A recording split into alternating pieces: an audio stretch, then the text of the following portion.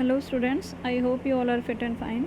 So today students, this is the fourth video of our third chapter of history and the name of the chapter is the Delhi Sultans.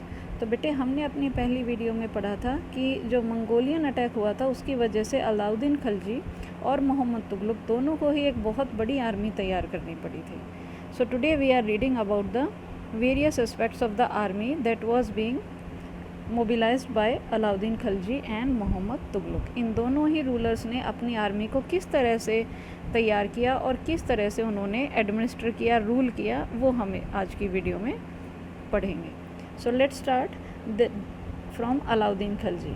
Delhi was attacked twice in 1999 to 1300 and 1302 to 1303. तो बेटे दिल्ली पर दो बार हमले हुए थे 1299, 1300 और 1302 से लेकर 1303 में.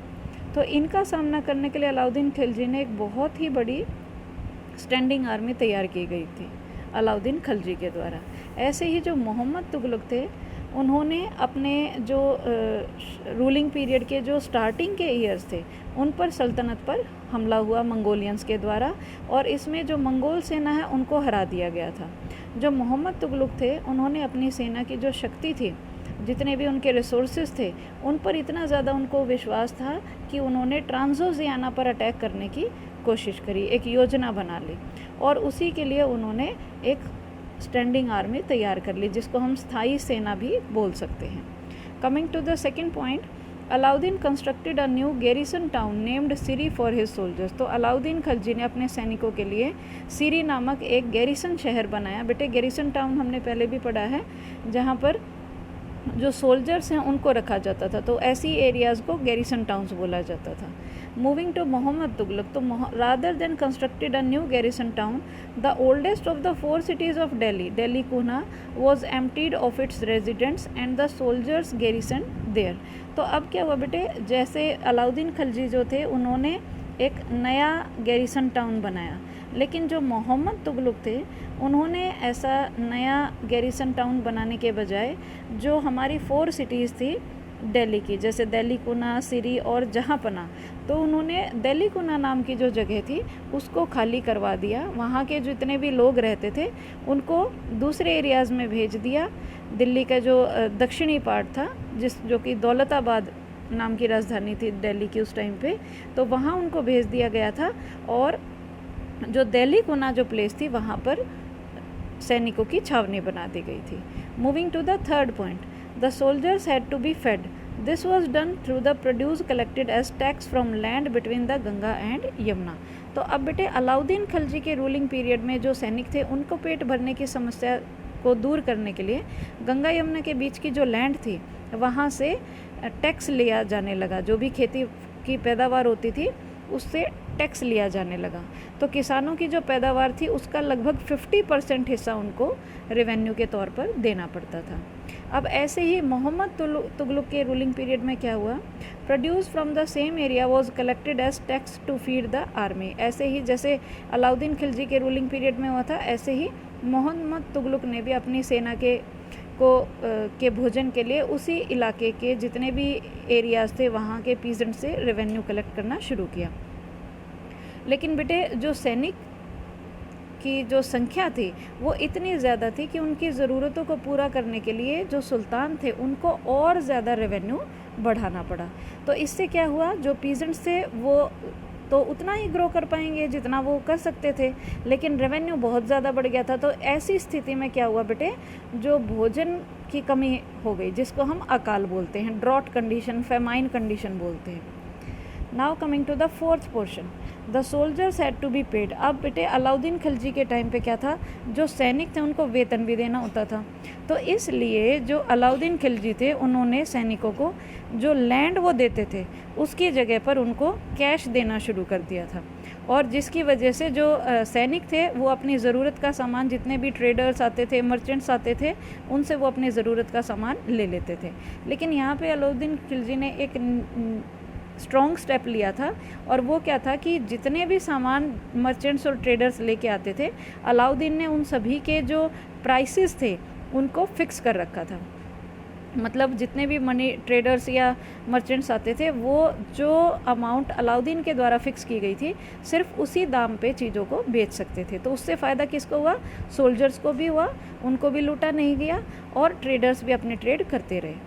तो अब क्या हुआ बेटे, जितनी prices were carefully surveyed by officers and merchants who did not sell at the prescribe rates were punished. और जो भी उस टाइम पे व्यापारी या कोई भी ऐसा व्यक्ति जो उन कीमतों पे अपने सामान को नहीं बेचता था या उससे ज़्यादा की मांग करता था, तो उसको पनिश किया जाता था।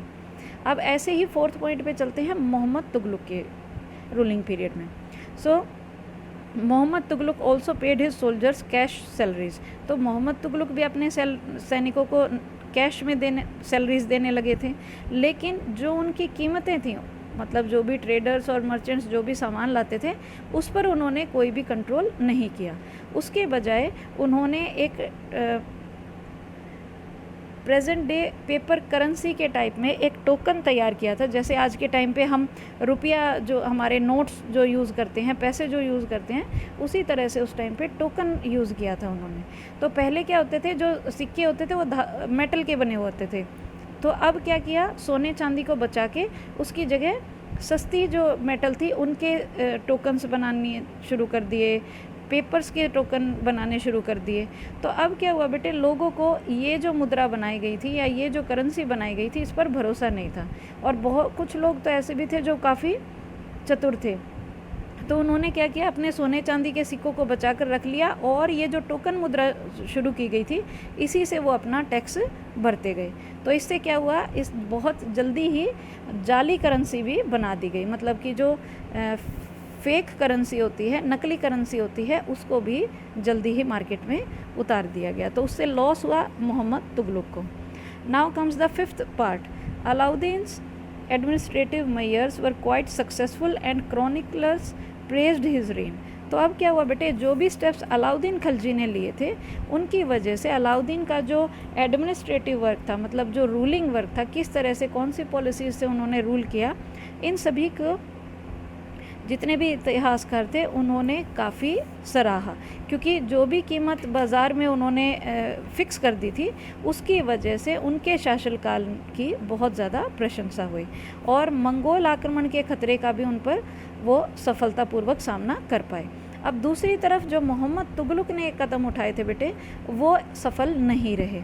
क्योंकि एक तो हमने देखा कि नकली करेंसी चल पड़ी थी, दूसरा जो दिल्ली कोना से लोग निकाले गए थे वो भी काफ़ी परेशान थे। तो वो सभी चीज़ें हम इस पैराग्राफ में रीड कर रहे हैं। तो एक तो बेटे कश्मीर पर जो वो आक्रमण करना चाहते थे, ट्रांसोजियाना पे जो आक्रमण करना चाह रहे थे, वो आक्रमण उनका विफल रहा, मतलब कि वो पूरी तरह से फेलियर रहा। और अब उन्होंने तुरान पर जो हमला करना चाहते थे वो इरादा उन्होंने छोड़ दिया था और अपनी जो विशाल सेना थी उसको भंग कर दिया था। अब इसी के बीच में बहुत सारी उनको परेशानियां देखने को मिली। जो दौलताबाद ले जाए हुए जो लोग थे वो काफ़ी नाराज़ थे और ऐसे ही जो रेवेन्यू बढ़ाए गए थे या गंगा यमुना के जो एरिया है वहाँ से जितना भी टैक्स कलेक्ट होता था तो वो सभी धीरे धीरे वो लोग बगावत पर उतर आए थे। और इसी वजह से जो मोहम्मद तुगलक थे उनकी जो टोकन मुद्रा थी वो भी उनको वापस लेनी पड़ी। तो ये सभी इफ़ेक्ट्स की वजह से जो मोहम्मद तुगलक की रूलिंग पॉलिसीज़ थी उनको इतनी ज़्यादा सराहना नहीं मिली जितनी कि अलाउद्दीन खिलजी को मिली। So now moving to the next page. In this list of Muhammad Tughlaq failures, we sometimes forgot that for the first time in the history of the Sultanate, a Delhi Sultan planned a campaign to capture Mongol territory. तो बेटे इन सभी जो भी असफलताएं हमें यहाँ पे गिनवाई गई हैं उन सभी को रीड करके हम ये भूल जाते हैं कि सल्तनत के इतिहास में पहली बार कोई ऐसे सुल्तान हुए थे जिन्होंने मंगोल इलाके पर अपना कब्ज़ा करने के लिए अभियान की योजना बनाई थी। और वो कौन थे? Mohammad Tughlaq. Unlike Alauddin's defensive measures, Mohammad Tughlaq measures were conceived as a part of a military offensive against the Mongols. तो बेटे जहाँ अलाउद्दीन खिलजी जो थे वो एक तरह से अपना बचाव कर रहे थे अपनी सेना खड़ी करके, वहीं दूसरी ओर जो मोहम्मद तुगलक के द्वारा उठाए गए जो स्टेप्स थे वो मंगोलों के खिलाफ एक सैनिक आक्रमण की योजना का हिस्सा था। तो इस वजह से कुछ पॉजिटिव पॉइंट्स भी हमें मोहम्मद तुगलक रीन से मिले हैं और कुछ उनकी कमियां भी रही हैं। Now moving to the last topic of this chapter, that is the Sultanate in the 15th and 16th centuries. तो 15th और 16th centuries में जो सल्तनत थी उनका क्या हुआ, कैसे उन्होंने रूल किया, इन सभी बातों को हम रीड करते हैं. So take a look at table 1 again. You will notice that after the Tughlaq, the Sayyid and Lodi dynasties ruled from Delhi and Agra until 1526. तो बेटे ये जो हमने टेबल पहले रीड करी थी उसमें हमने देखा था कि जो तुगलक थे, सैयद थे, लोधी डायनेस्टी थे, उन्होंने दिल्ली और आगरा पर लगभग 1526 तक उन्होंने वहाँ पर राज्य किया. By then, Jaunpur, Bengal, Malwa, Gujarat, Rajasthan and the entire South India had independent rulers who established flourishing states and prosperous Capitals. तो तब तक जब ये सभी वंश अपना अपना राज्य चला रहे थे, तब तक जौनपुर, बंगाल, मालवा, गुजरात, राजस्थान और जो दक्षिण का पूरा एरिया है वहाँ पर जितने भी शासक थे उन्होंने अपने आप को इंडिपेंडेंट कर दिया था. वो अपना खुद का साम्राज्य तैयार कर चुके थे.